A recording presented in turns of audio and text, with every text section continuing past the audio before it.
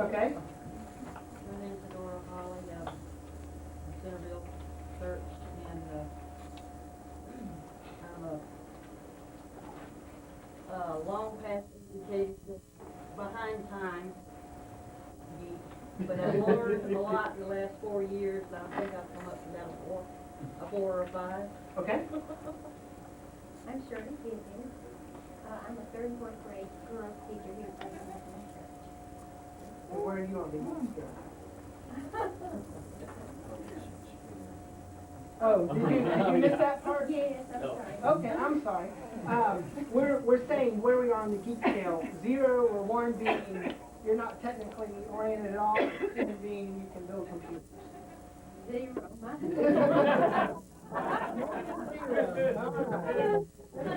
Okay, I thought I was so bad. I'm Ann Sy, and I teach preschool at First Church in Nazarene, Parkville. And, yes, my VCR still brings well. Okay. I'm Joanne Holland, and I go to Pine Hill Church. And I don't really teach anything regularly. I just sort of fill in when they need somebody somewhere. And my VCR is blinking. Okay. I'm Kim Ezo with Pine Hill, and I'm the children's director. I have a VCR blinking, but I think I may get two. Okay. I'm Brett Massey from Gallatin, and I'm probably 4 or 5. I'm Amy Crum, I'm the children's director at Waverly First Church. I was kids when I was 2 or 3. Okay. I'm Lenita Bergman, I'm the assistant director at Fulton and grade 5. I'm Warren Cranford. I'm the junior church pastor at Winston Hill Church Nazarene, and I'm a probably 5 wannabe 10. I'm there with you. All right. Steve Robbie, Clarksville Park Lane. I work with the soccer team and in Children's Church, some 2, 3, room to grow. Okay. I'm Bobby Shelton with McClurkin Memorial, and I teach 5 and 6-year-old boys on Wednesday nights, and starting a week from tomorrow, I'll be starting Children's Church. Cool. Well, where are you on the geek scale? Probably about a 3, maybe a 4 Okay. on a good day. Millie Shelton, he's doing children's church with him starting next week. Also teach 7 to 10-year-olds on Wednesday nights. And I'm probably about a 6 on the scale. All right. Murph, I know where you are on these. Hi, my name is Bob Murphy, and I teach the adult Sunday school class, from 50s up to 80s. But I'm here to just learn how they do it with kids. I do love the Sunday school. And except for the fact that I've had a problem with my computer and I had to call Mark, but I classify myself as 6. Okay. I'm Susan Lord from Madison Church. I'm the children's pastor there, and at the school I teach. And I don't know. I play, if I could get the Yahoo Instant Messenger to work, I might. I got that far though. It's downloaded. But I guess a 3 or 4. Okay. I'm Tracy Marks, Columbia Grace Church.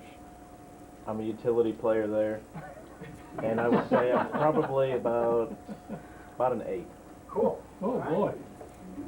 I'm Jeannie Adams. I go to Columbia Grace. I work in the children's department there, and I'm probably a 7. I'm Mike Peck. I'm from the New Life Nazarene Church in White House. I'm the children's director there. I'd say I'm probably on the 2 or 3. Okay. My name's Gary Miller, and I go to Hartsfield Grace, and I'm a children's pastor, and I'm probably about a 4 or 5.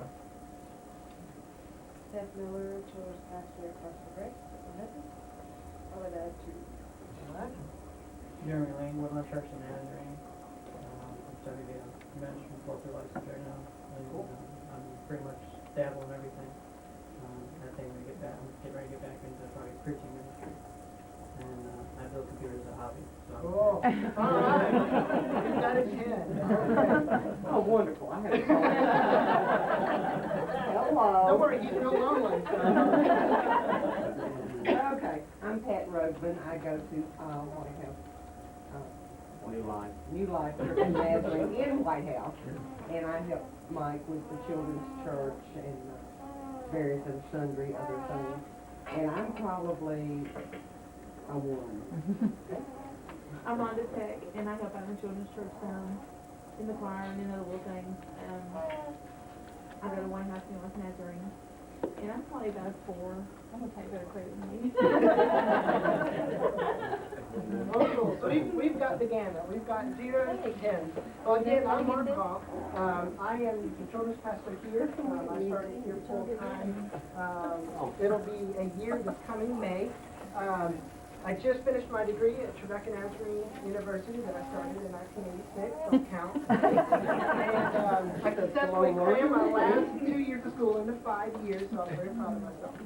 But I love being a children's pastor. Before that, I was a computer programmer and just a self-appointed geek. I love playing around with electronics. I love seeing what I can get them to do. I love building computers. And, you know, my wife is still surprised that our computer hasn't changed in like 6 months, because we don't have any money now to make any changes. But I always like to fiddle with everything. Let me give a few pieces of information about what we want to do here. What I want to do today is a very brief overview of a whole lot of material. Almost every one of these little toys and gadgets that I'm about to show you, each one could almost be an hour-long seminar or a week-long seminar in themselves. So what I don't want to do today is teach you how to use each one of these, because we would be here for weeks. Instead, what I want to do is I want to expose you to them and show you the possibilities, whet your appetite, and show you where to go for hardware and more information. So that is our goal today. I passed around my business card. Feel free, if any of this stuff you would like to call me, I would love to take your phone call. Several of y'all in here I recognize have given me phone calls even the past week on computer stuff and things like that, and I love to do that. That's still my hobby in my all my spare time. I am going to pass around. I think I have enough. I have got a CD that you can take with you. The good news is, I've got a CD. The bad news is I don't have a case for you to put it in. I'm sorry about that. This CD contains everything that you will see on this screen. I've created an interactive program that you will be able to take home with you. And even if it's based on PowerPoint, but even if you do not have PowerPoint, in the root directory of that CD is a PowerPoint viewer that you can install on your computer, and you can view everything that we're going to do today. And that is completely free, and we're not pledging on any licenses. And I'll explain more about that in a second. I am going to be approaching this from a children's ministry perspective, just because that's where I am in life right now, and we hope to be for a very long time. But this can be applicable to any age group. So whether you're in here for senior adults or teens or whatever, this will be applicable to you.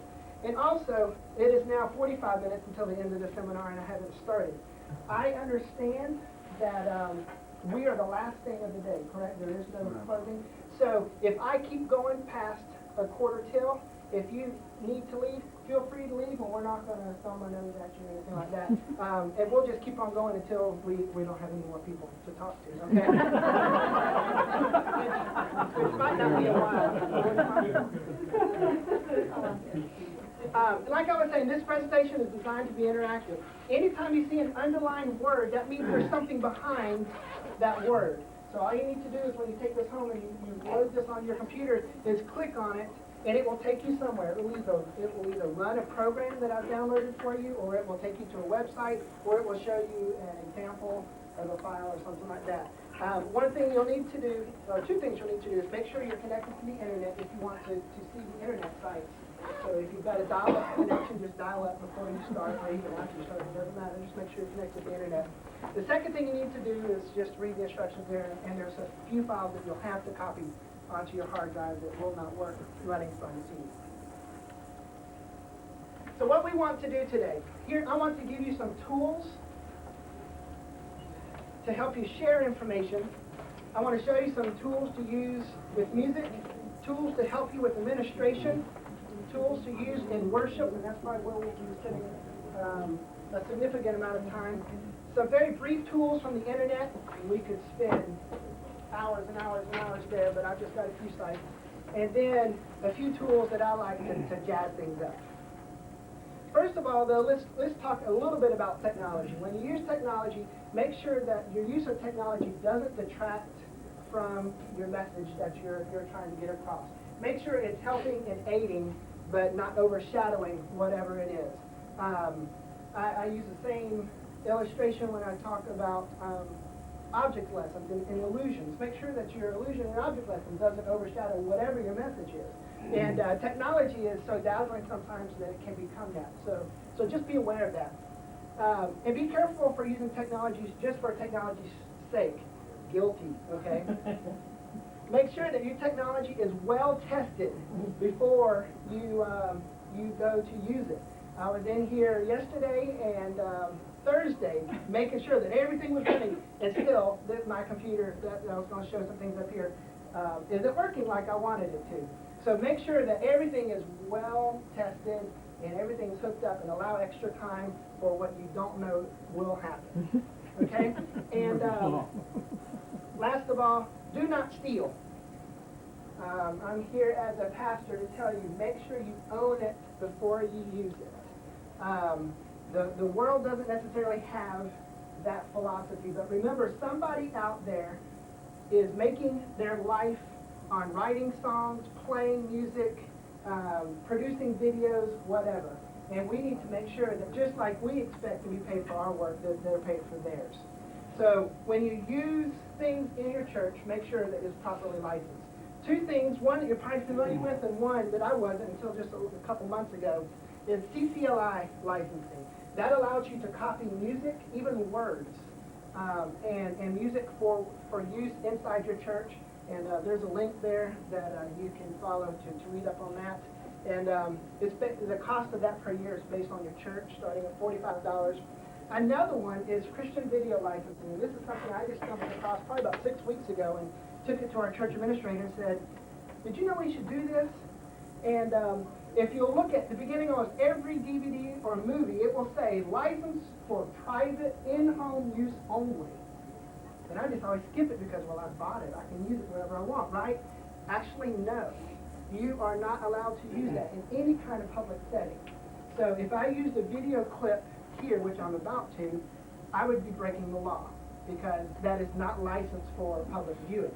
So what you can do is you can purchase a license that's good for a year through Christian video licensing, and it will legalize your using video clips or entire videos. And it has all the, every major movie production company that you can think of, all the way down to the little ones, are included on this license.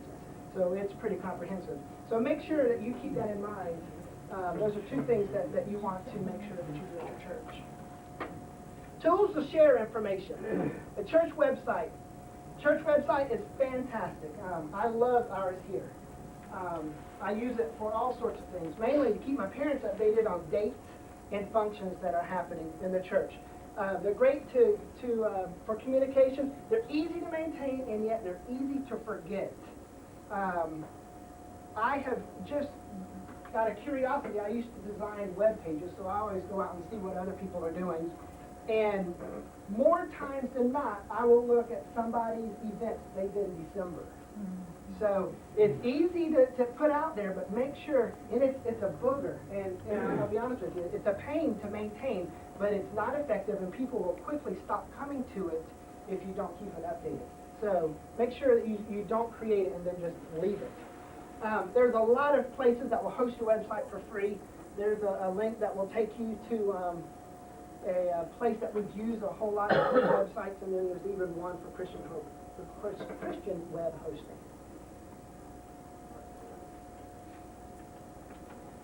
Email.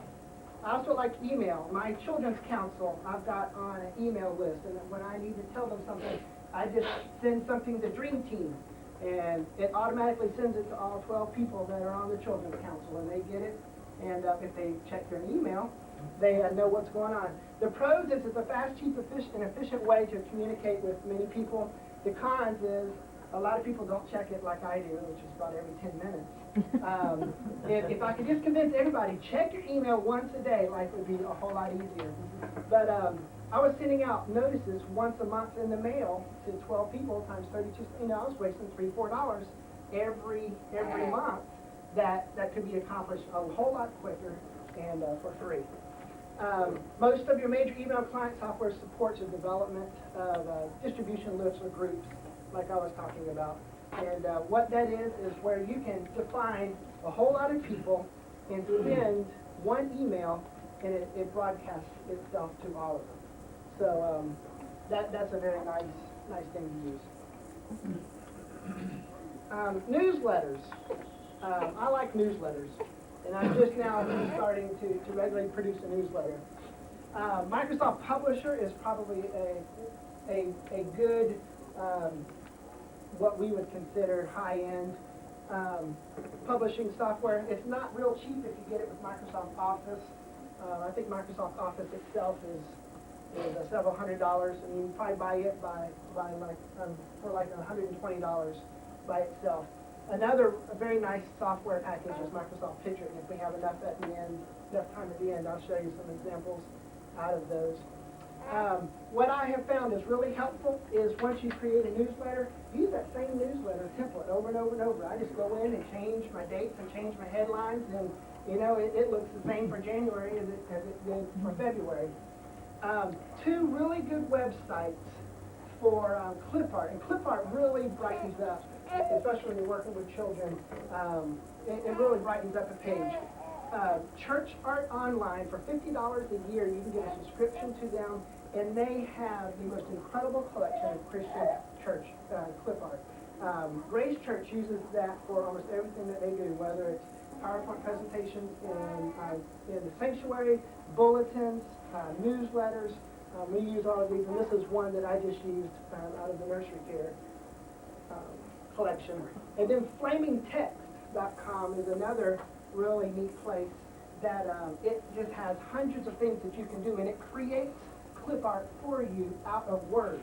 So you just type any word that you want, like tithes and offerings, and you tell what you want it to look like, and they literally have hundreds of different backgrounds, fonts, shades, and this one's like called Fire, and this is what I used for Epiphany this past January. How much is that a year? That's free, absolutely free. It's advertisement driven, so you'll have all sorts of little ads pop up on your screen and then want you to click on this and that and the other thing. But that's how they pay for that. MP3s. How many people know what an MP3 is? About half of you. MP3 is a way to compress music or store music in a compressed file. Typically it results in about 1/10 of the size, depending on some factors that you decide on when you create them.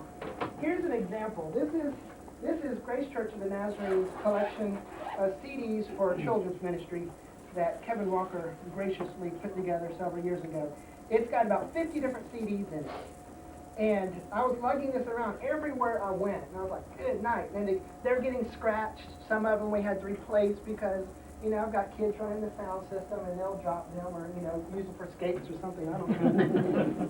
What I did was I turned them into MP3s, and I put all 50 of those CDs on 3 CDs.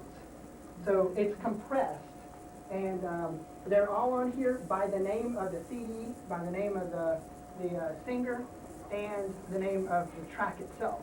So I've got a piece of paper that I keep, and it's also on my computer, that if I need a song, I just go here and I play it. In just a little while, I'll talk about how you use these.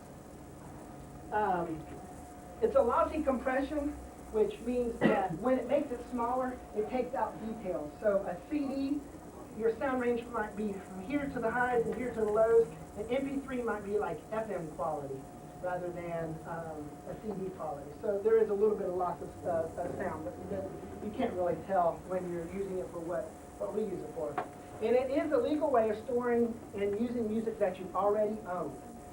And I say that because I'm really angry because of what Congress has just done with the Millennium Act. They have started creating CDs that will not compress to MP3s. And the way they have structured the law is if you come across a CD like that and you circumvent it, you're breaking the law, which makes me mad because you're allowed to make a backup copy of your music and of your computer files and of your software. And that's what I do. And instead of using my originals, I use my backup, which is perfectly legal.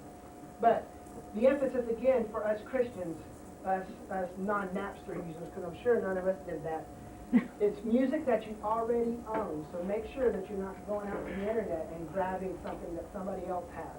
And in fact, the music that I've given you a few sample files. I'm asking you, don't use them in church. You know, use them to see what's possible, but let's be ethical about it. How do I make it? Standard CDs are in what's called a red book format, and you need software that does what's called ripping.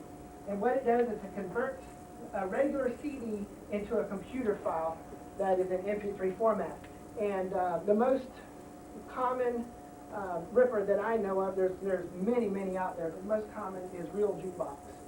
And there is a link to the website and the software. Which is no longer available. No, it is. It is buried. Well, It you is need to tell buried where it because, is. yeah, what you'll find, if you just go to real.com, which is their website, they've replaced it with a software called Real One. And they decided that they weren't getting enough for people downloading it for free and using it. And then if you wanted more features, you paid $30 to use it as with all of its features. So instead, they did away with that, and now it's $10 a month, which I think is a ripoff to use software. And unfortunately, that's the direction that all software is going, is per usage and per time, not per license. So, but it is still out there. It is just buried. You have to really go to their website. It took me about 15 minutes last night to finally find where they had previous versions of Jukebox. So, and even if you can't find it, it's on your CD, and it is legal because everything on your CD is legal. How do I edit it? I've also got some software on there for you to edit your MP3s. You can use it to combine songs. Maybe you want to do 2 songs back to back. Or delete split track. I've got one song that I use frequently for prayer music, and then what I did is it's split track, so it's real nice instrumental on one side and voices on the other. So what I did was I took 2 copies of that file. The first one I left alone, just like it is. And then I attached the second copy of that song to itself on the end, and I deleted the voices on the second copy. So now, after all of our kids sing to the prayer chorus, it automatically starts praying again with just the instrumental. And I also use this software to change the volume. I decrease the volume, so without going back there and doing anything with the sound system, my altar music automatically starts playing as soon as we're done singing at a subdued volume as I lead in prayer. There's a lot of software packages for editing MP3s, and here's a website, and it didn't create a link. Download.com if you ever want to wonder if there's free software, demo software, or anything like that. Download.com has hundreds of thousands of programs. And the one that I use is Audacity. And it's just a way to manipulate MP3s, and I've included the free edition on the DVD.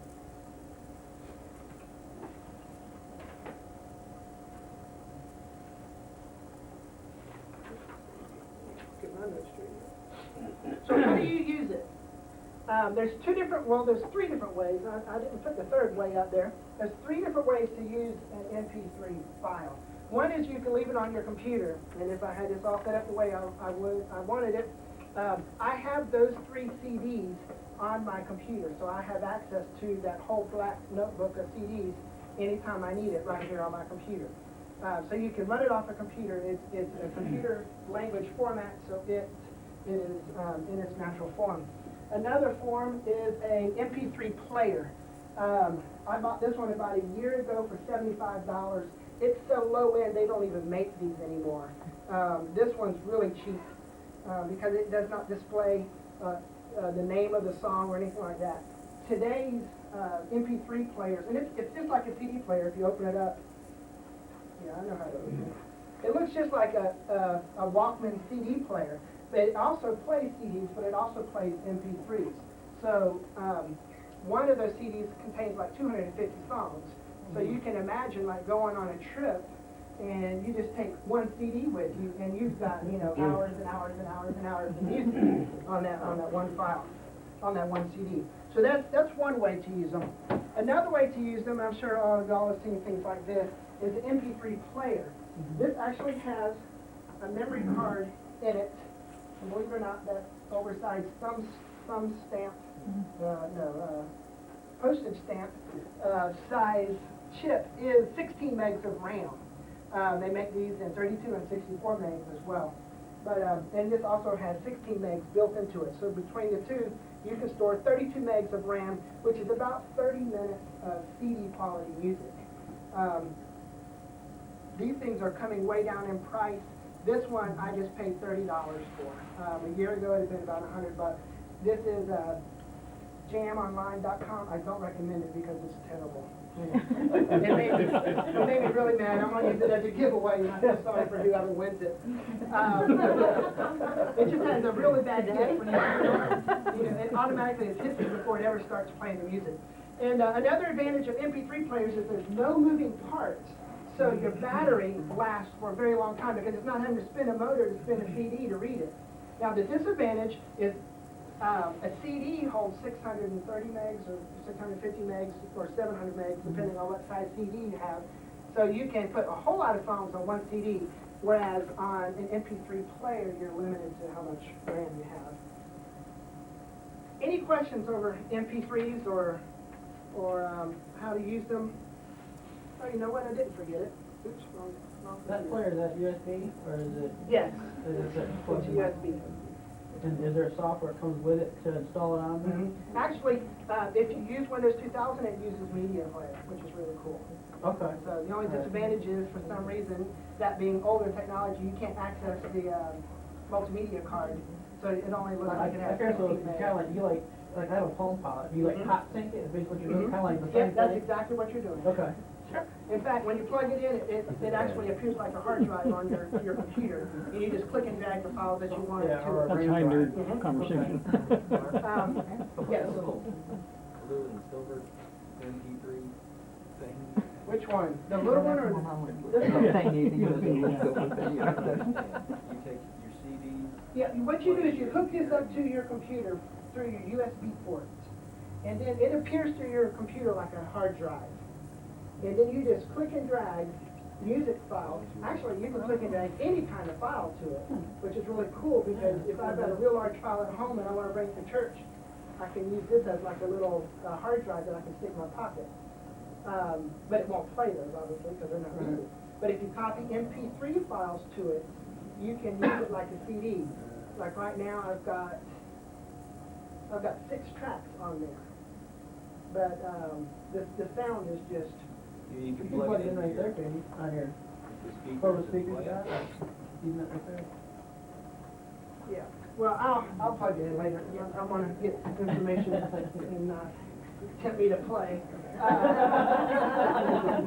Did that answer your question? Well, kind of, and then you just plug it into something with speakers on it. Yeah, or and plug it right from headphones. there. Headphones is the main thing. It's just like a Walkman with no moving parts. So it's got internal RAM. You download it from your computer into into this electronic device and put it on your belt, and you go off and listen to the 30 minutes or however much music you have on there. When you want to get more music, you just go in, plug it back to your computer, delete the files there, and put more music on it. Does it come with extra memory, you buy, is it compact flash? That's the way it came, was just with that 16 extra minutes. Okay. Mark, Yes. can you use that as, like you're in a convention like here?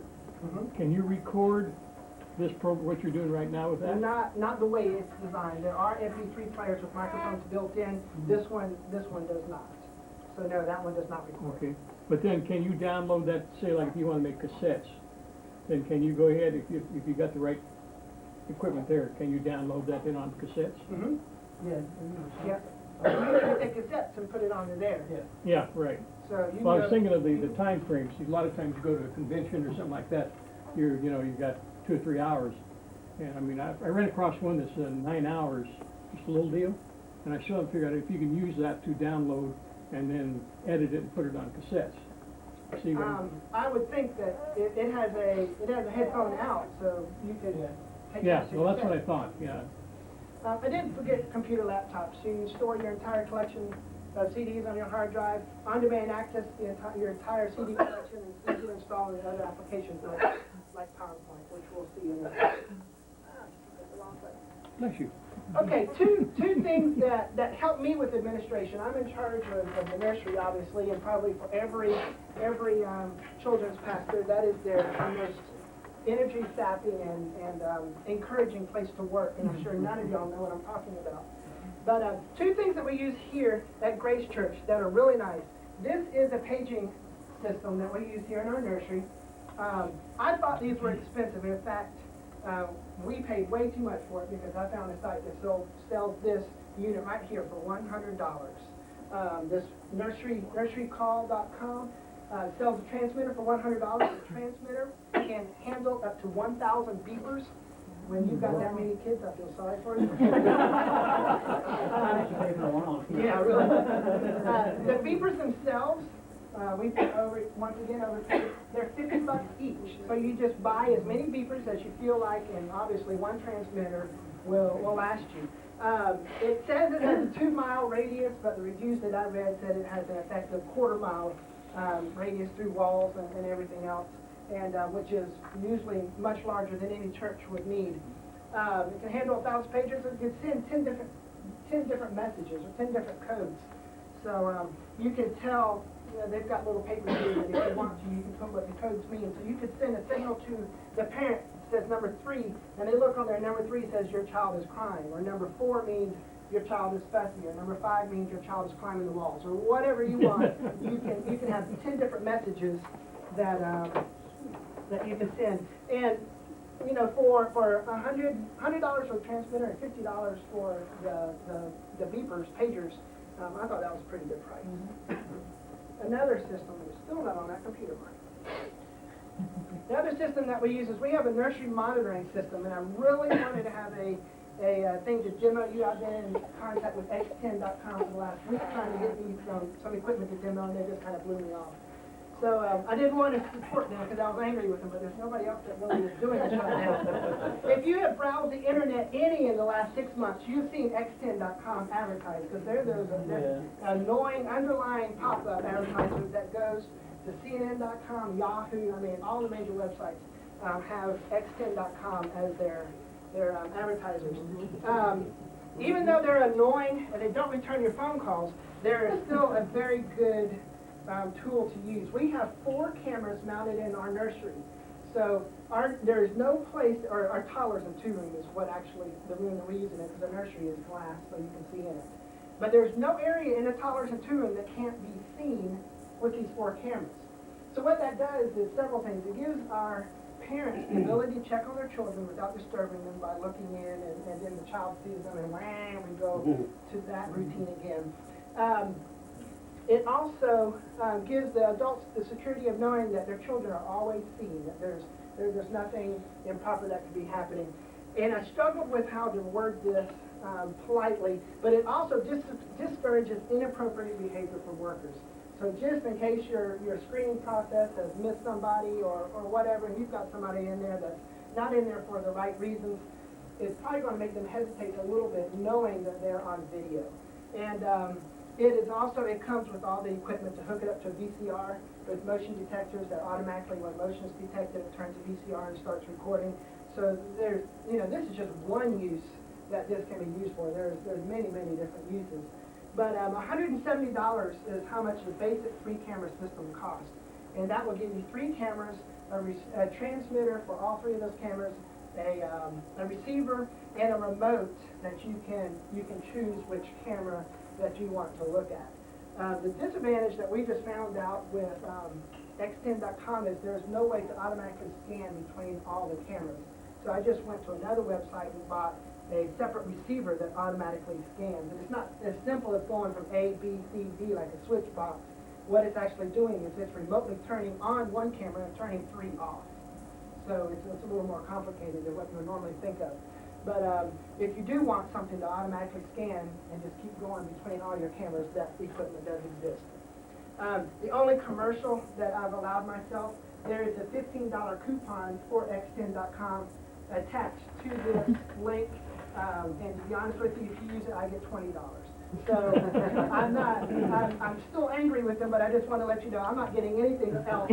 That's the only thing that has any benefit for me. But we've had a lot of compliments on this system and parents saying that they like being able to check on their children and just the added sense of I don't know, security and responsibility of knowing that you're being watched. Question. Yes, ma'am. Do all three cameras have to be used in the same room? No, they sure don't. They have a 300-foot wireless radius. So, and that one is pretty practical. I tried to test them out, and I probably got 200 feet. So that one, they take into consideration that nobody lives in open air spaces when they measure how long this will go. But you could put them in different rooms as well. You can also have, on one system, you can have up to 16 cameras working on 4 different channels. So you could also have 2 receivers, and they would be working on 2 different channels at the same time. So you could have simultaneously 2, 3, or 4 signals being displayed at the same time. How much for additional cameras? We ordered one additional camera. I think it was $70 for that additional camera. So this is pretty low end, I think, pretty affordable for what you get.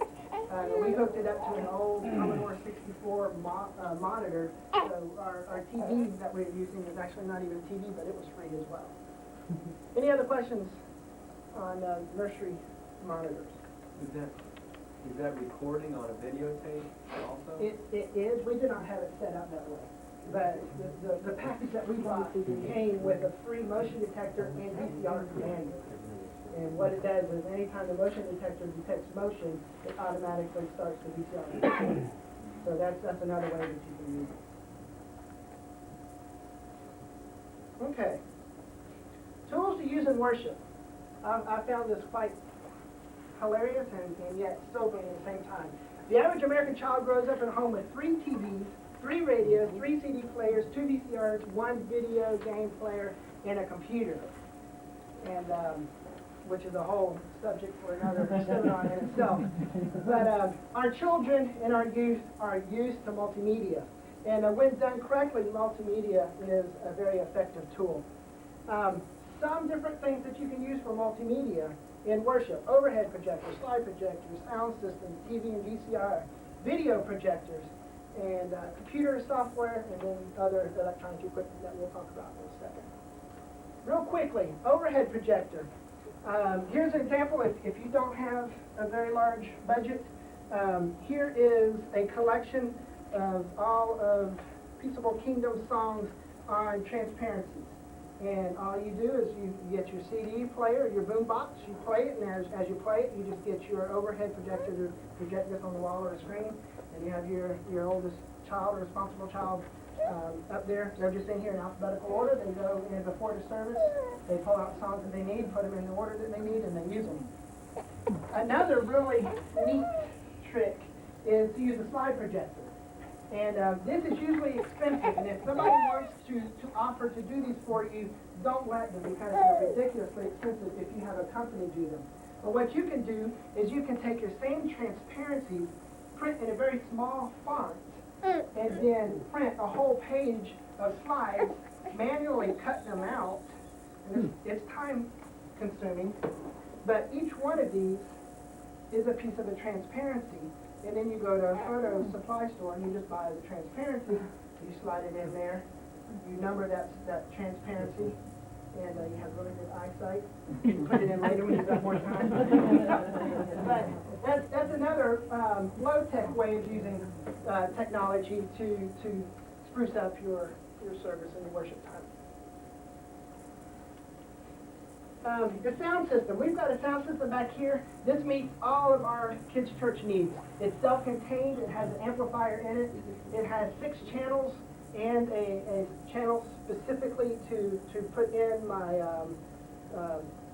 sound system, VCR, CD player, whatever. And also, it's very inexpensive. If you run out of those, you can go to Radio Shack or whatever and buy these little adapters that will use the microphone jacks as well to run your audiovisual equipment through.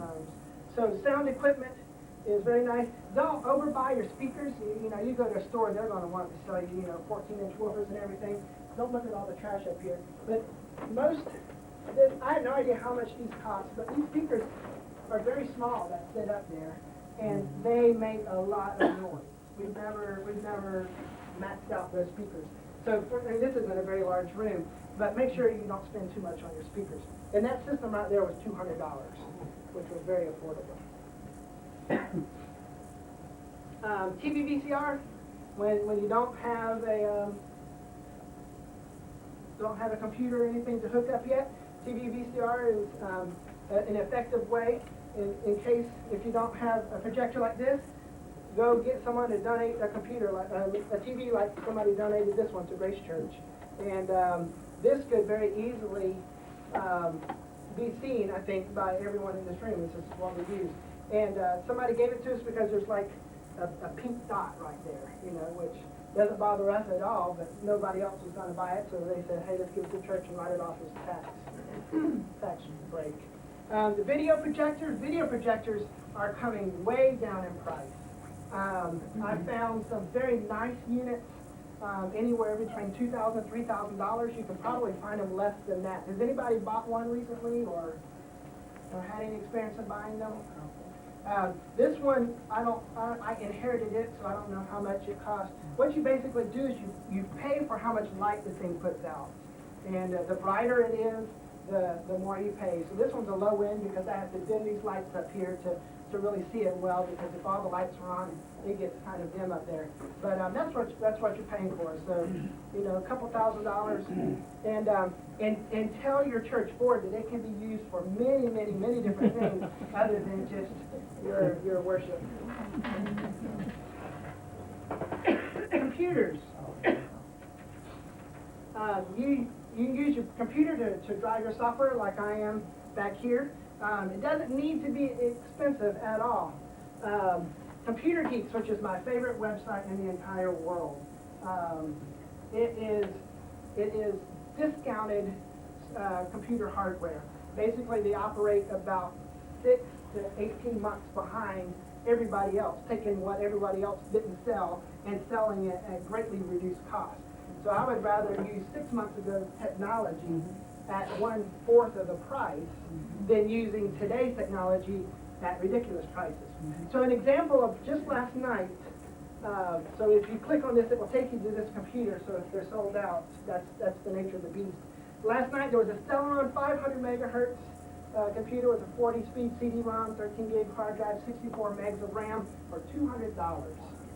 All you need to do, add a monitor and a legal operating system, not the one from home, and you've got a computer ready to go. Okay?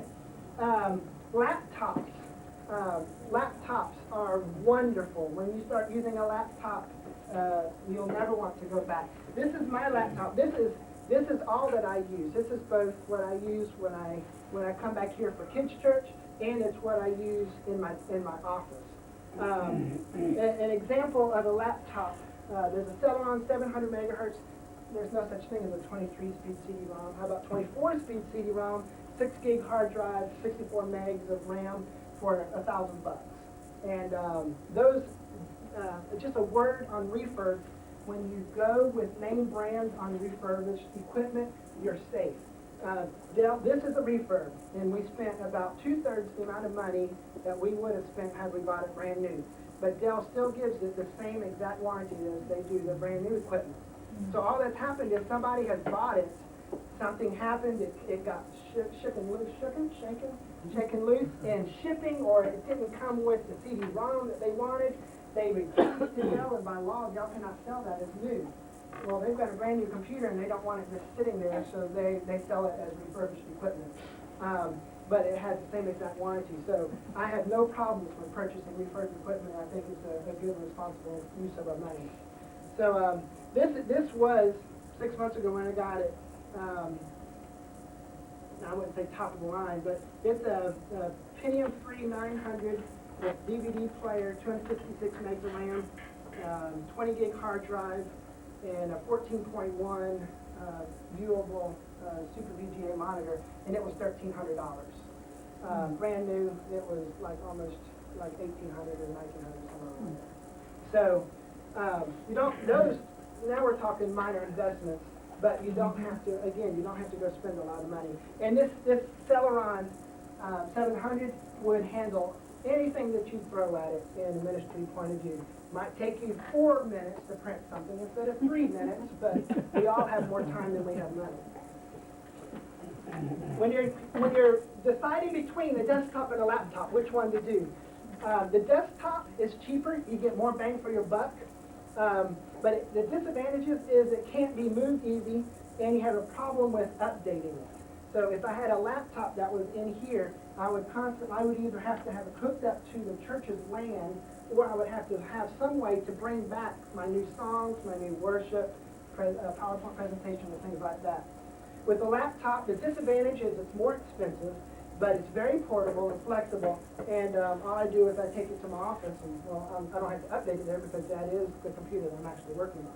So there are some disadvantages and advantages of technology there. Presentation software, most popular is PowerPoint. There is a free version of Microsoft Office. It's called Star Office. I've included, yes it is. Actually, is it Linux or is it Java? I'm pretty sure it's Linux. I just put Linux 8.1 on mine, come with it. Okay. All I know, I just got this 2 days ago, and I was asked to use it to see if it is equivalent to Microsoft Office. From the 30 minutes that I played with it, there's a lot of similarities. There's a few things that it couldn't do, or I haven't figured out how to make it do. But it will read all of Microsoft's software. But the good news is it's free. You don't have to pay the $400 to go buy a full-blown version of Microsoft Office. With a little upfront work, you can create presentations that are professional, easy to arrange, and easy to use. And I'm going to skip through this because we're running out of time.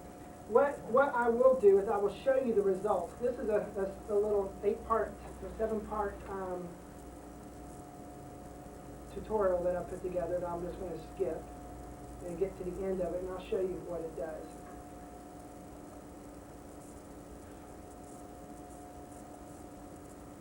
And this is to use with Office 2000. So if you have an older version, it might be a little bit different. But let me show you the final results. I'll get the mouse to work.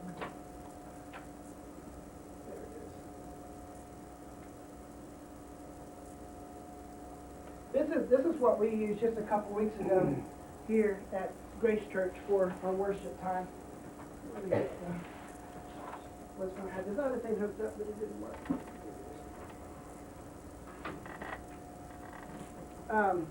It used to be that I needed somebody to help me run the laptop with PowerPoint presentation, somebody to run the sound system, and what I have done is combine all of those, so now I have all my leaders actually up front helping me do worship. So all I do is I carry this in my wallet. In my pocket. That'd be small, a big wallet. There are a lot better presentations. What you were using this morning, I wish I had. You can get wireless presentation mice. This is just a regular standard mouse. What I do like about this is it has about a 50-foot radius, so I can walk almost anywhere, and it will still work. Whereas a less expensive one, here's another one, and it costs about $20. This one's $30, but it doesn't have quite the range on it. But when I'm ready to go, I just click on a song. Listen to that music just start playing.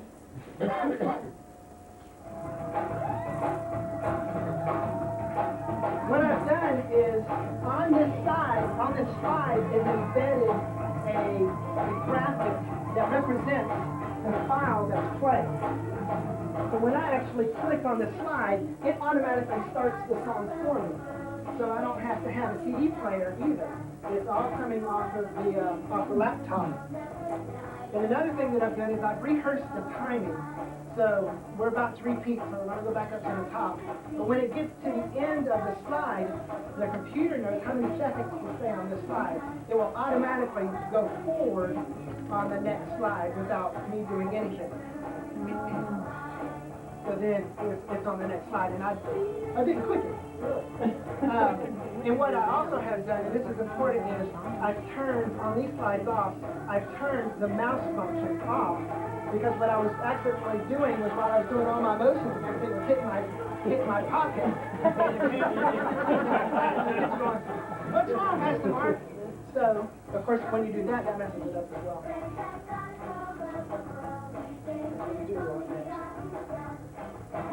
So, the instructions on how to do this are on that CD.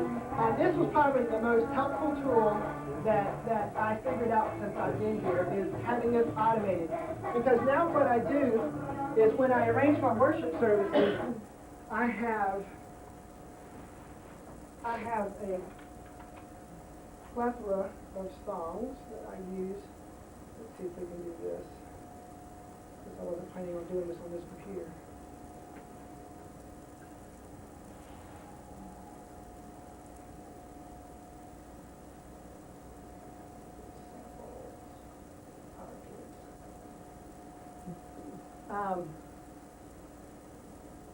Here is, you can barely read it, but here's my call to worship that I used that Sunday.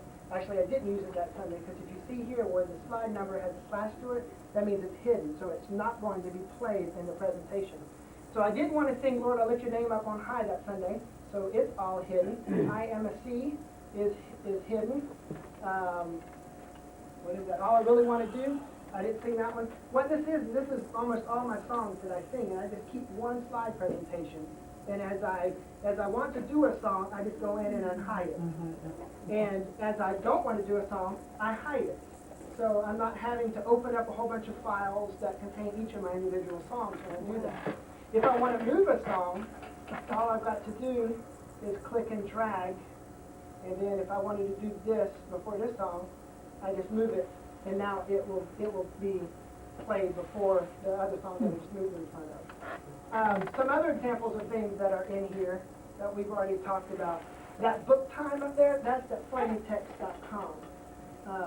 I just went in there and said I want it to merge from green to blue, and I want to use Baffin tile and some Gothic font and all caps and stuff like that.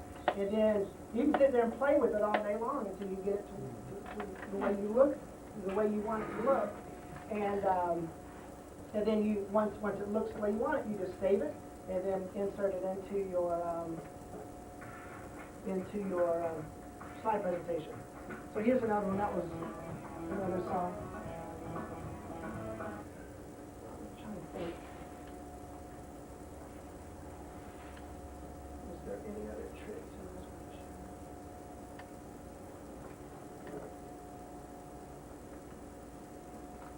one?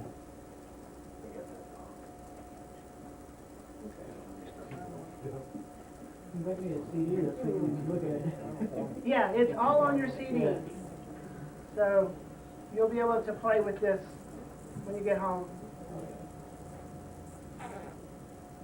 Okay. Our Christmas musical, here's another advantage that we use. Our Christmas musical, I gave this to our music director. And so she's sitting there and she knows everything that's going on. The guys in the sound booth have no clue what's going on because they just did a dress rehearsal with us yesterday and they're still trying to figure out who's on what mic, which is no insult, but they just have a whole lot of other things to worry about rather than when to start and stop the CD and what tracks we're skipping and all of that. So when we did our Christmas musical, all the sound effects and everything were in one sequential PowerPoint presentation. When she wanted a sound effect, she clicked the mouse one time, sound effect played. When she wanted the next song to start, even though 3 kids completely skipped the words and somebody else jumped in and she knew that they weren't going to go back and say the words, she clicked the mouse and the next song started. So she was the total director. She knew when to go, and so it just made sense to give her that functionality. Here's another little example of what you can do. And I like doing stuff like this. This is a silly example, but everybody knows who this is. And I did this with this very expensive $60 piece of equipment that you can buy at Target. And it's called a Dazzle. And what it does is you plug in Super VHS or the outputs, RCA outputs from your VCR, video camera, whatever, and it spits it into your computer through your USB port. And with the software that comes with this technology, you can do things like this. So you got the VeggieTales intro, and then you put the words underneath. Is that what you're saying? Actually, no. This is their video greatest hits or. Okay. I thought you said that's what you were able to edit this video too. I was like, that's cool. Well, actually, it's right here. I'll show you one other thing.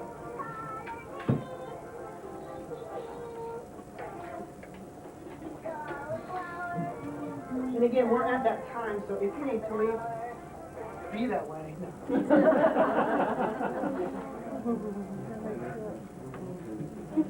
Here's another example.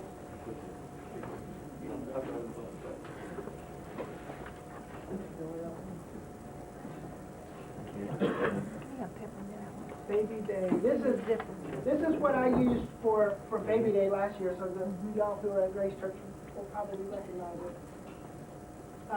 I got a video about, what I asked for was about 30 seconds of video from each parent of the babies that were featured in our video, in our Baby Day.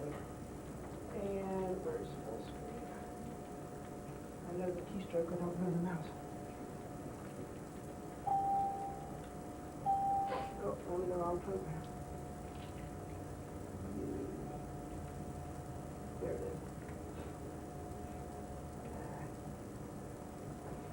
So here's just, I don't know anything about video editing. This is just me playing around with the software that came with this $70 Dazzle.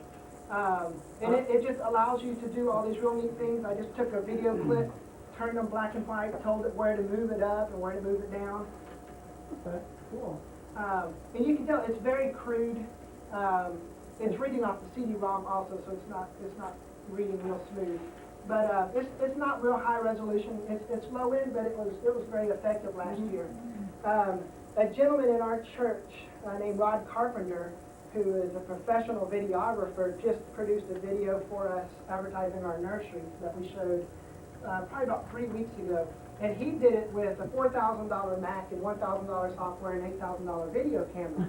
What he put together looked like something you were watching off in 2020. I mean, it was just stunning. Were y'all there? Did y'all see that? It was really a neat presentation. And these are the quotes that each of the parents talked about. So when you did this, did you using Real Player just as your player, or is it actually the Dazzle come with the full version of Real Player? No, I'm using Real Player to use it. It came with another piece of software. Okay. I can't remember what it was. All right. See how close we are to finishing here. This is great. I'm getting a lot of pastors and talking about some more ideas for different things, and this is exactly down the line you're talking about. Another little thing you can do is you can embed sound effects into your presentation, which probably most of you already know that. You can put pictures in, and kids love pictures. I should have put a picture of kids out there. This is another example that I'll show us in just a little while. That was used a digital camera as well. The final thing that you need, as Ed knows, is you need something to get that signal from the computer to the projection unit that you're using, whether it's a video projector or a TV. But these are VJ some, don't they? Some laptops and computers have them built in, like this laptop. This laptop has it actually built in, so this is actually video out here. For about $200 to $300, you can buy some presentation hardware that will do that for you as well. Or you can buy video cards that actually have the TV out. And if you have the right drivers for that, that works as well. And they start as $25 and all the way up to as much as you ever want to pay and do something. Other electronic equipment that I find very helpful is a wireless mouse. It's just very nice to have. And they're very cheap. Another thing that I didn't have time to set it all up is this device right here. This is a wireless video and audio adapter.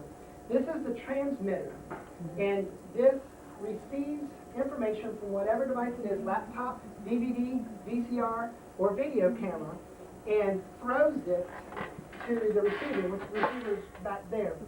When I was testing this, I had my computer playing MP3s and showing the PowerPoint presentation, and I walked almost all the way to the front office, which I guess it was about the second doors on the sanctuary, and it was still sending the signal into here. So it was a pretty good broadcast. This also is really cool. It comes with the batteries in it. There's 4 AA batteries in here. So what I'm going to use it is we have kids time, kids corner on Sunday nights with our kids. And some of the adults are saying that they can't see what I'm doing because I've got my back to them so they can see their kids. So what I'm going to do is I'm going to, on certain events, I'm going to have this attached to my video camera, sending a signal up to the video and audio booth. And then what I am doing will be displayed on the video projector in front of the church.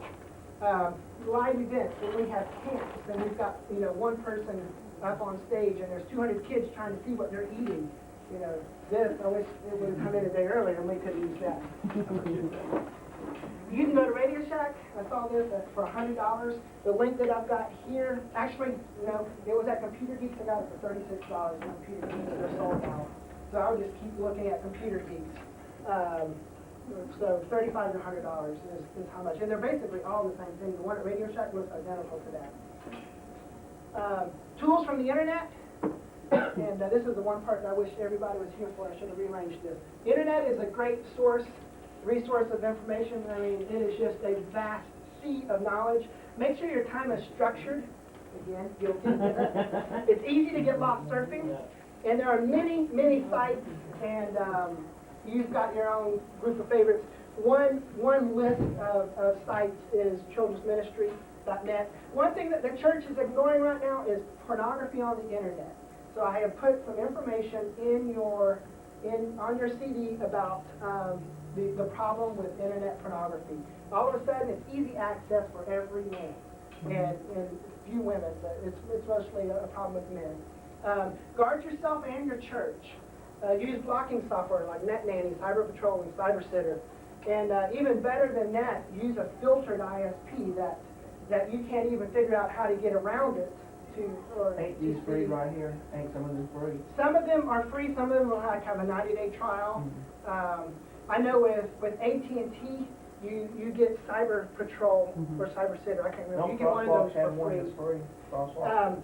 They've got, I don't know about Crosswalk, but there are several, Integrity Online and Lifeway Online offer. I don't believe they're free though. I think they become your internet service provider. Right. So they're like $20, $22 a month. This is better if you can actually, if your church, like right now I'm working with our administration, we have a DSL line here to the church, but you can also route your church through one of these companies to do filtering. So I'm trying to get a small computer lab installed here at the church, but I don't want the responsibility and having to watch what's being done on those computers. So I'm trying to get it worked out to where if all of our requests from here go to Integrity Online or Lifeway Online first, and then they decide whether or not you can view that material. So that's another. And I've got 2 very good articles that are on your CD that you can read on internet pornography. The only problem I've seen with some of those filtering internet service providers, I tried the one, and I think I was looking for like a chicken breast recipe, and it wouldn't let me do it. It's got to be context sensitive. Yeah. That's the problem. Living in Jamaica for 5 years, I was frustrated more often than not.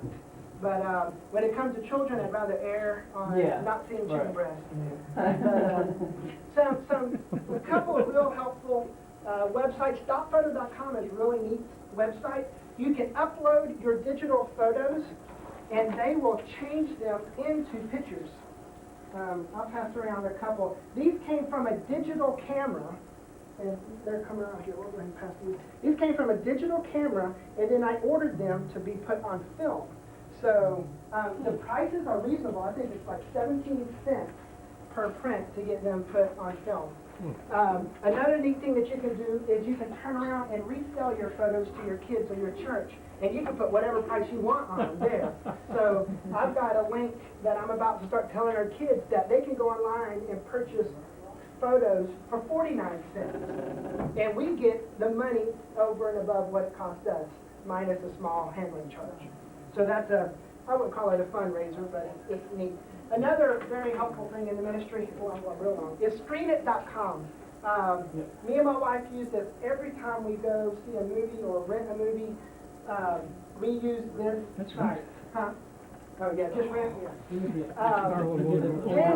This site is very graphic in its information, but it is very detailed. It will tell you every cuss word that is used. It will tell you every scene of nudity, violence, everything, and it just lists them out so you know, is this something that you want your children to see, or is this something you yourself want to see? After directing my first teen camp, and I played a video called Big Green, I think it was, which was a soccer movie with a bunch of kids in it. I'd seen it years and years when it came out, and just never thought about it again. And obviously my standards of ethics had raised since I showed it to all the kids at teen camp, and I had about 4 parents come up to me saying, "Do you realize how much language was in that movie?" And I'm like, well, so there goes my career of directing teen camp. I left the district that next year to come to Trevecca too. Good timing. But if I had screenit.com, I could have gone on there and it would have said 4 F words, 6, this, 5, and it will just, and you some of them you just automatically look and say, well, that's not a movie that I'm going to go see. It's so detailed, they just put stuff in there like even question things like saying the word but. I mean, I saw like, or such as that shows cleavage in a blouse. That's that a lot. Very, Really very good, detailed. Very detailed. There's a whole other list of internet sites that you can play with later on. Here's the last thing. DVD players, they're great. I don't buy VHS anymore if I can get it on DVD because it's just so much more convenient and so much nicer to watch it. And the price of DVD players are coming way down. You can buy them for about $40 for your computer, $100 standalone, or about $200 to put in your laptop. Digital cameras, everybody thinks has to be really expensive. They used to be. This digital camera is about 2 years old when they bought it. It's a 1.2 megapixel camera. They paid hundreds of dollars for it. Now you can get it for about $90. It's a great, even at 1.2 megapixels, it's a great camera. But, where's my cheap one? I just bought this one 2 weeks ago for $24. It's a 640 by 480 digital camera. It's very low resolution, but watch this. That's a low resolution picture of our youth pastor here. It's not real great. It wouldn't make prints like I just passed around. But to stick in your presentation to show your kids, man, they'd love stuff like that. There's an example, a dark example of a higher resolution digital camera. Then you can do fun things, like y'all saw the picture a little while ago that I did with the clouds and the sign out front. Here's the original picture. The original picture had no clouds. It had a Mack truck or Dodge truck sign behind it. It had wires going behind it, and they just look really cluttered. So I'll send those around. Those are just ways you can use real cheap software like Microsoft Picture, which I talked about earlier, and edit your software to make things look nicer. Color printer and scanner. This color printer and scanner right here, a year ago was $150. They don't make this one anymore, but the newest one they do make is still $150, and it's twice the resolution of this one. This is a Lexmark Z82, and now it's X73. I don't know where they come up with these names. But this is great because I can do photocopying in color straight from here. I just, without the computer, I can put a piece of paper on there, hit copy, and it will copy it in color for me. And I can copy pictures or whatever. I can also use it to scan pictures into my computer. And this is what printed, this low-end printer here is what printed that picture there. And it used to be that paper like that was really expensive. Now you can get paper like that for $20 for 150 sheets at Sam's. And this is very good paper. It's very high resolution, holds the ink very well. What was Lexmark what? Lexmark X73 is what is being marketed now as the low end, and it sells for $150. For the low end? Yeah, you can go on up there, but why? You know, unless you want to print, Kodak pictures, but then you can go to Walmart and do that for cheaper. CDR recorders, very inexpensive. We just bought one. Where did I put it? There it is. You get, this is an external USB, and it costs about, I think we just bought a 6-speed recordable for $90. Did I tell you how much yours cost? It was like $47, I think, and it's a 16-speed internal. So the price for CD recordables have come way down. And the uses for them is, as much as you can imagine. I just made me a CD of all my favorite songs to listen to on the way back and forth to work from, several different CDs. For MP3s to play on the MP3 player, to make presentations to give to people. Back up your computer. No one hardly has tape drives anymore. They use CDs to back up their Oh, an Alice 120. What's that? I have an Alice 120. Baby Wow. Joe. Really? Kinko's. This is another place that I'm starting to learn to like for technology toys and stuff. This poster right here, I think it was $3. So you take what you want to Kinko's and they'll blow it up. This Pastor David, the youth pastor, took this on a disc, took it down there, and it wasn't real high resolution, but it works. And now he's got things that he puts up around his wall for fairly inexpensive. You can also do color, but it's about 6 times more expensive. You can also take notepads if you ever want to look real professional. Take notepads, and you make your own paper, and then you take it to them, and they'll bind it for you. And I think it's 75 cents. Yeah, 75 cents per 100 sheets. So it's pretty expensive to make your own little notepads, and there's a picture of my kids up there. So in conclusion, to the 8 people that made it, technology is there to help, so use it. Don't let it overwhelm you. Just take it a little bit at a time. I didn't learn all of this in one night. This is stuff that I've been playing with for years. So if it feels overwhelming, find something that looks interesting on that CD and play with it and get used to it and use it. But like I said at the beginning, be very familiar with each technology before you use it, and that way you won't get stuck in the middle and not know what to do. And allow your children and teens to help. They might surprise you how much they know more than you sometimes. And finally, and absolutely do what God directs you to do. So that was a whole lot of information. Does anybody have any other questions? And I crammed it in almost in an hour and 15 minutes. Very well done. Any other questions? All right. Well, thank y'all very much. And if y'all have any, Very good. if you think of anything else, give me a holler. Here you take. Okay? No, I did not see that.